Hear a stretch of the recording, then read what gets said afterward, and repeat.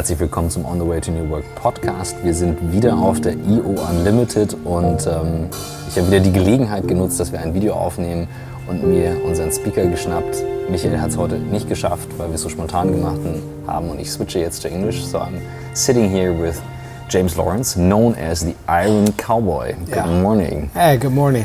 And I just told you I'm very hard to be moved emotionally, and you just made it 3 times this morning. Oh, thank you, man. That's super humbling, and kind of the mission that we're on now is to move people.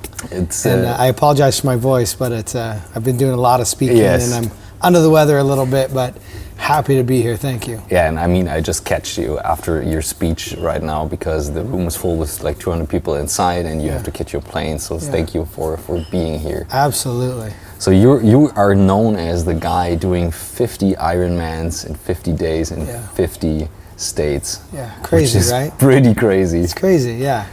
How did you become that person who you are? I mean, there's a story before that story.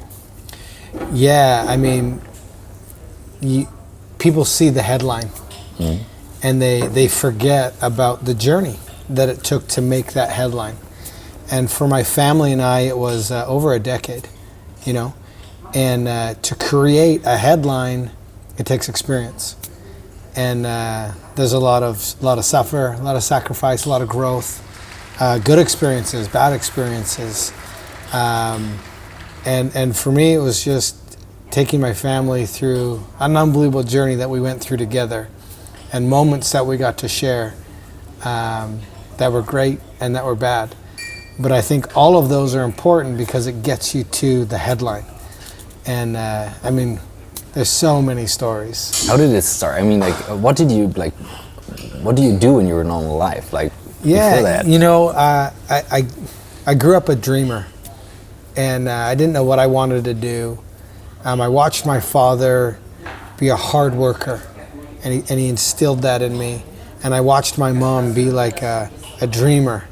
And I was like, man, I wonder, that'd be cool if you could be a hard-working dreamer and make something of that, and kind of live your passion. And I was, you know, I grew up wrestling, and I learned a lot mentally. Mm-hmm. And then I moved to the United States and met my wife, and we've got 5 kids. And we went through the economic crisis. And, you know, I look at that, and I'm like so grateful for that journey, because I learned a lot about myself, but ultimately it put me on this path to being an athlete and to start to open up the power of the mind. And you know, you look back at your life and you wonder which moments really shaped you, and which moments you're grateful for and which ones you kind of wish didn't happen. And I'm grateful for that crisis financially, because it allowed me to take some risks. And we did it as a family. And my journey literally started up off the couch with a painful 4-mile run that I struggled through. And nobody would have ever said that guy was going to go and do the headline. And like I said, it's through experiences. So when you said you went through the crisis back then, you had the kids already, your wife, your house? I had 5 kids, 6.5 and under. Wow. And we owned a successful mortgage company. But when the economy crashed, it took out the mortgage economy. Yeah. And that impacted us directly. And we ended up losing everything. They took our home away from us, which as a man, that's really, really hard to go through, because you're the provider, right? You're responsible for these little human beings. Right.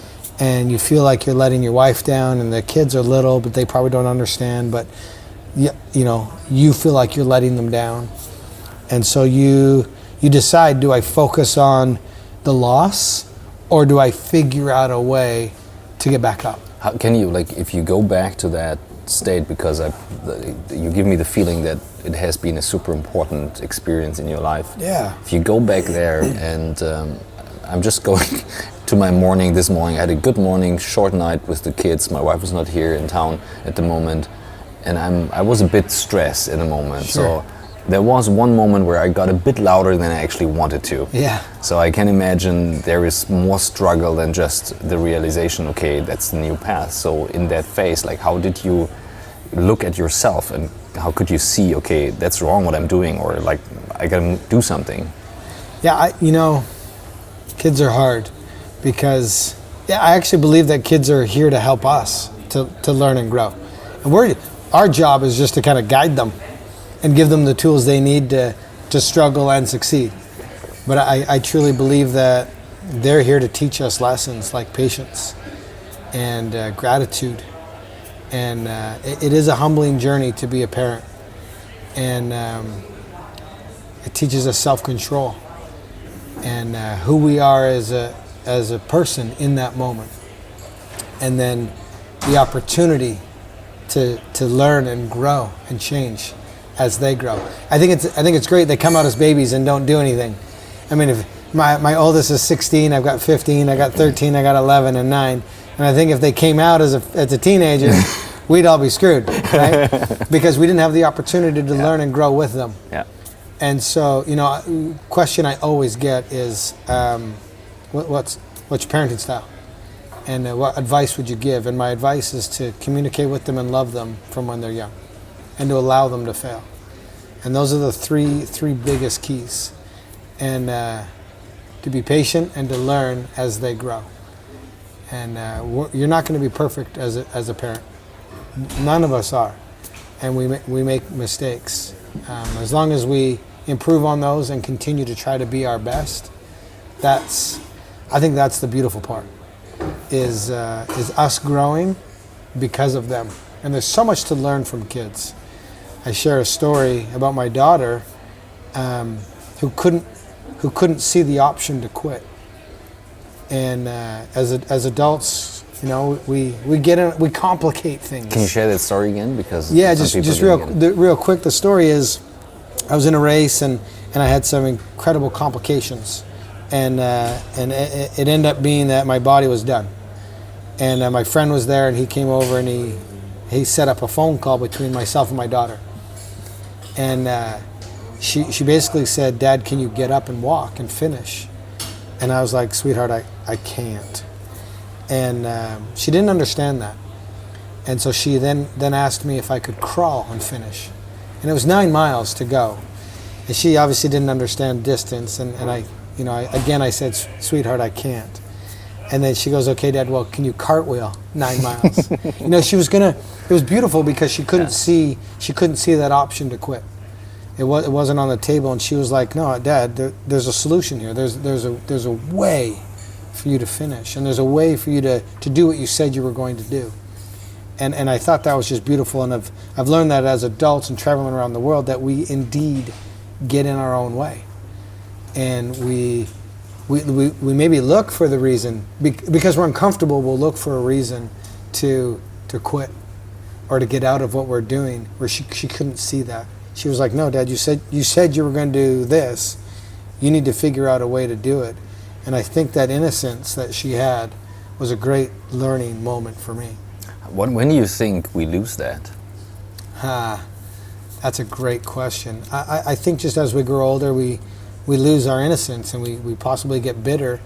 And I think it's because we've possibly experienced some failures that didn't feel good. It doesn't feel good, right? Mm. And so if we quit before we fail, it's a different kind of feeling, but we didn't fail, we quit on it. And I think, in my opinion, they're both the same, quitting and failing. Well, maybe not. I'll change that. Mm-hmm. They're a little bit different, because when you fail, hopefully you take the opportunity to learn and discover why you failed. Mm-hmm. Where quitting, you just flat out gave up and didn't look for an opportunity to grow. And so when you're quitting, you're missing out on an opportunity. Where failing, hopefully you can look at both. They're both opportunities to grow. How did you make the decision when you were like in the crisis back then with your family, not to quit, but to see it as a failure and then take the first step out of that? Yeah, I think in that moment, it wasn't failing and I didn't quit. It was a circumstance that was outside of my control. And that's a beautiful lesson too. There's a saying out there that 10% of life is what happens to us, and 90% is how we choose to react to it. And that was just a circumstance. So the economy crashing was 10% of the equation. The other 90% was my choice. How I internalized what was going on and then how I reacted to it. That's a choice. And it's the same way with life. Circumstances, things are going to happen. They are what they are. Those are opportunities to grow, but it's a choice how you show up every single day. One of the things I like to say is like, look in the mirror, and whether you're failing or succeeding or you're right or you're wrong, that's on you. That's an accountability thing that you're making, and you need to own the failures or the successes in your life, and then make a decision. Because again, it's a choice, and choose where to put your focus and attention. Choose what type of attitude you're going to have. Like this morning, you chose to maybe get a little loud, right? That was a choice, and then hopefully next time you make a different choice, and we show patience and compassion, because it's not. I mean, they're a product of our environment. And so why did they do what they did? Is that something they learned from me? Or is that they learn it from a peer of theirs? And how can I change that action that they're having? Maybe teach them, right? What I love is when you like do something with the kids and you can see how they mirror it, and they do it the same way. And when I said that, I came here too late, actually, like half an hour later, because I made the decision then to like take the time to bring them to the kindergarten without stress, because I was thinking like yesterday we had a speech in a similar direction, like how you reacted with Laura Decker, who was sailing around the globe on her own. Crazy. 14. And, 14. I have a daughter that age, and I was like, what? No, there's no way. I admired the dad for having enough courage and belief in his daughter. That would have been so hard for me. She shared with me that her dad was actually concerned not about the sailing. On land. He was concerned about on land because she grew up on the boat, and he said, I know my daughter can sail like better than anyone else, but I'm concerned about like what happens on land if you don't make friends, if you're in a... The elements he couldn't control. Exactly. So that's one. A fascinating story. Definitely. So if you go back to that story when you started the 4-mile run you shared earlier, so that was the starting point of your athlete career, and how was that? How did that continue then? Yeah, again, that was a moment where I didn't fail and I didn't quit, but I struggled, and I didn't want that experience to define me as an athlete. And so then my wife, she signed me up for a marathon, and I was like, whoa, that's a big jump, right? And that's when I started to learn and grow, and it's truly when I started to learn that in order to have success at something, you have to like be consistent and show up every single day and learn the craft. And we were on an accelerated course to that marathon. We only had 5 months to prepare, but that was the beginning of my learning process, and that was where I started to gain experiences and learn what to do, what not to do inside racing, because in racing it's not just, triathlon specifically, it's not just running. You've got running, biking, swimming, and then as you get into the longer distances, you now have the nutritional side of stuff, both in racing, out of racing, and then above all, and what we talk about a lot, is the mental side of things. So really, triathlon and sport has 5 different disciplines, and that's what I loved about it, was the diversity and the complexity of learning these 5 things and trying to master all of them, right? And that's where the challenge became very appealing to me, to do that. Which was the biggest one? I had to teach myself to swim, so that was very difficult. I didn't grow up swimming. You couldn't swim. The 500 meters was just everything to me. And an Ironman, it's 4,000 meters. Just give an overview for people who don't know Ironman, so that they know what it means. So it's a 3.8 kilometer swim, a 180 kilometer bike, and a 42 kilometer run, which is 220 kilometers. And so that's a significant distance, right? Yeah. And so when you start on your journey and you can't swim 500 yards, that's daunting, right? And I just started to gain experience. So swimming was a big challenge for me to start. And then running has always been difficult because it's hard on the body, running. And so to learn the recovery side of running was so important. And that's even a 6th discipline, the recovery side of things. And it's so fascinating. That's what I love about it, because there's so many different pieces to it. So swimming was difficult. I love biking. That's where I excel. And then the running was challenging because it's last. And for me, it's the hardest on my body. How's it with that, like doing the training, having the discipline day by day? How did your family fit into that? I mean, because like you going out of the crisis, the family going out of the crisis, like sounds like two different things. Yeah, you know, it was interesting. I had an opportunity that I could pick and choose what I got to do, and so I started coaching, and I could coach at any hour of the day, and I could also train whenever I wanted, and so I would do that when the kids were at school, and my kids were little, and so I would set up my trainer in my house and do it while they were playing and doing other things, and so I would involve them in the process. And when they got a little bit older, they were in school, and I would make sure that I was there when they woke up, and I would have breakfast with them, and then I'd do my work when my training when they were at school, and then we'd have dinner and put them to bed, and then I'd work with my clients online. And so I just got very good at organizing my day so that it didn't impact them.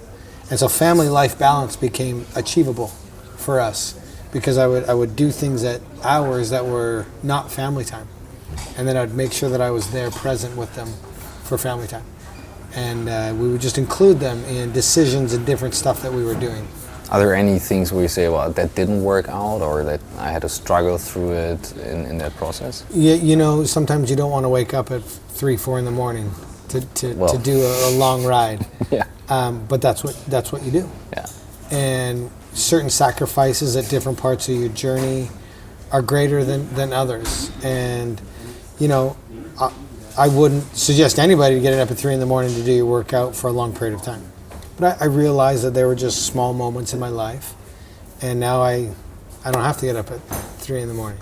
How, like, okay, let's come closer. If we come closer to that like idea of doing 50 of these Ironmans in 50 states, like, why did you come up with that idea? You have a strong why. You shared it, so maybe there's something with that. Yeah, you know, that's the biggest question: is why we do certain things we do. And on a personal level, for me, I wanted to really push my mind and my body intentionally. And I think that's a hard thing to do intentionally. You see a lot of great stories and you hear a lot of things when it was an emergency type situation or like a war situation or something where you almost don't have a choice. And I didn't want to get into that situation and find out what I was going to do. So I created a scenario where it really pushed my limits so that I could gain experience.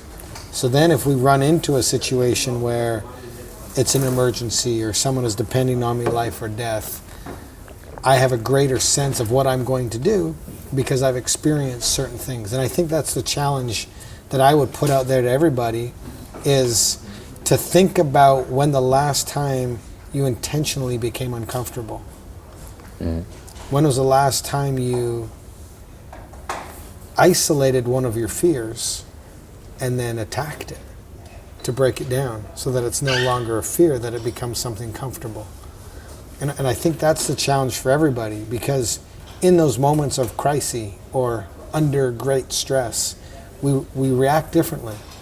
And we want to prepare and train ourselves to handle those moments when they do come and have the confidence to handle those moments successfully. Because sometimes we don't know when it is truly going to be life and death. And I still don't know what I would do in that moment. I would like to think that I would have the experience to do it because I've done some difficult things. But that would be probably one of my challenges, to become uncomfortable intentionally. And a lot of people don't do that. I have a theory about the comfort zone from like looking at it, and I share it with you, and then you give me your experience if you see the comfort zone as something similar. So if I look at it as a square, like my comfort zone, I'm moving in here. And I used to think once I step out of that comfort zone for one step, it broadens in like one direction where I step out and I learn something new. What I learned, especially from like throwing the first videos on YouTube, which looks comfortable but is very uncomfortable because no one watches in the beginning. Then you have the bad comments as well. Yeah. Some people like it, some people don't. So there's a lot of stuff happening, and then you learn stuff around it. You always make mistakes, you have to repeat it, you need high discipline. So I looked at the comfort zone and I saw it broadens in like all directions exponentially. Yeah. And this is now, like, to me, super important to understand, okay, there is so much more to discover, I just don't know. I mean, you stepped so far out of the comfort zone.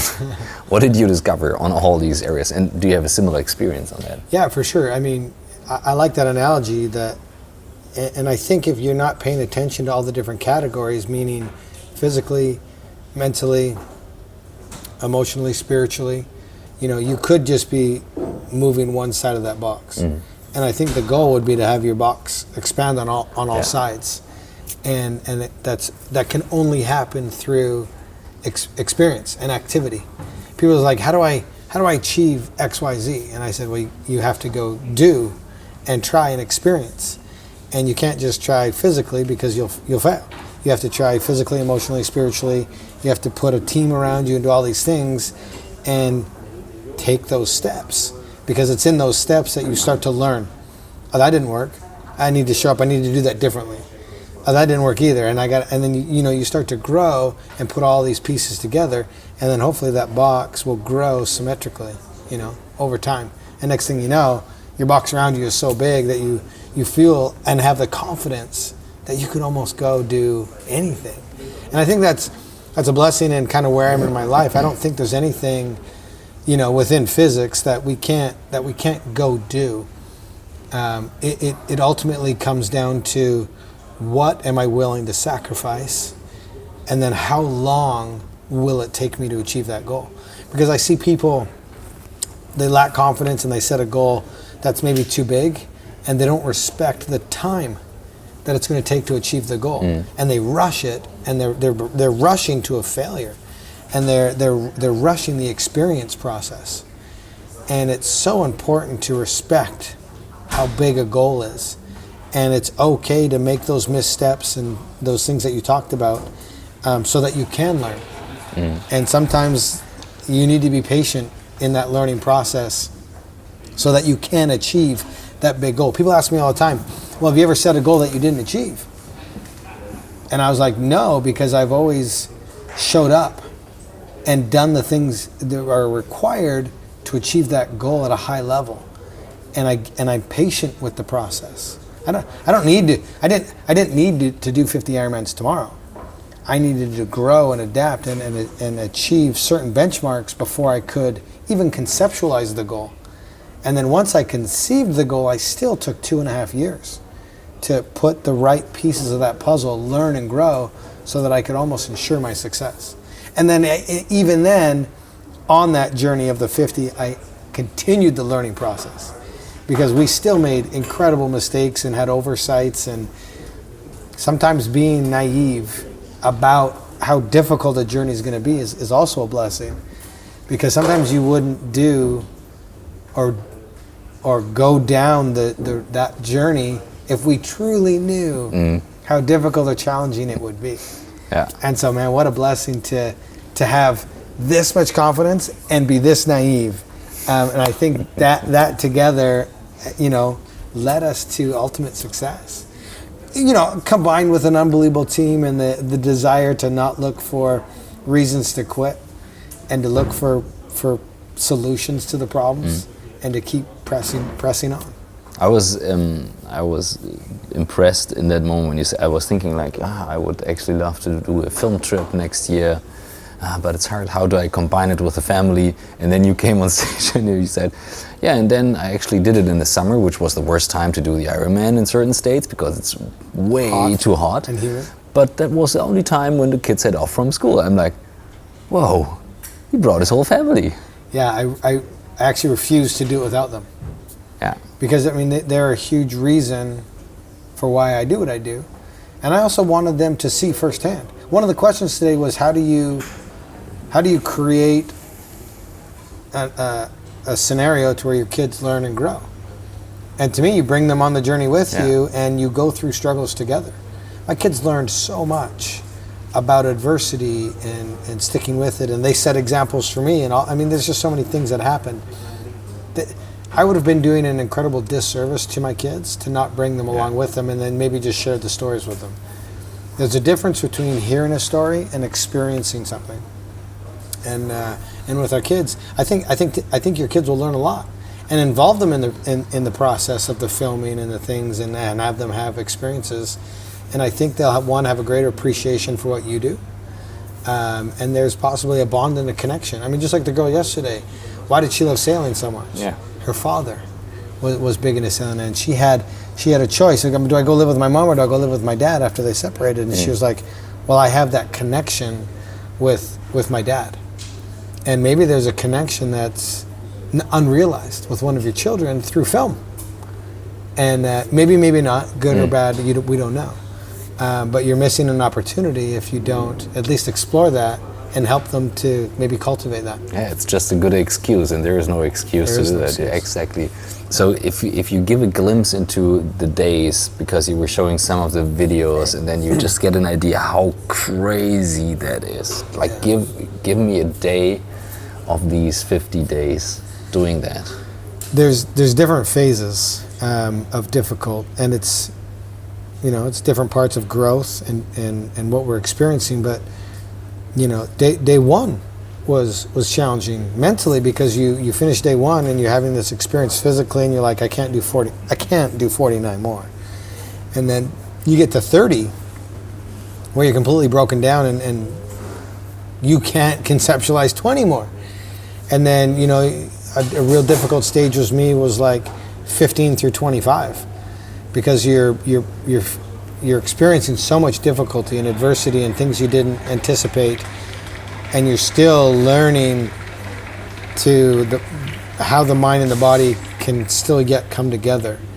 And it's the most discomfort time, because you haven't adapted, you haven't adjusted, you're still pushing through certain barriers and experiencing growth. And so there's all these different phases of difficult, and then you get to the last 20 where you think you figured it out, but you still have to give the respect to an individual Ironman and how difficult that is, and not take for granted and get too arrogant about being close to the finish line but not yet there. So there's all these different moments that are special in their own little way and have their own unique complexities, but are all a brilliant piece to the whole puzzle.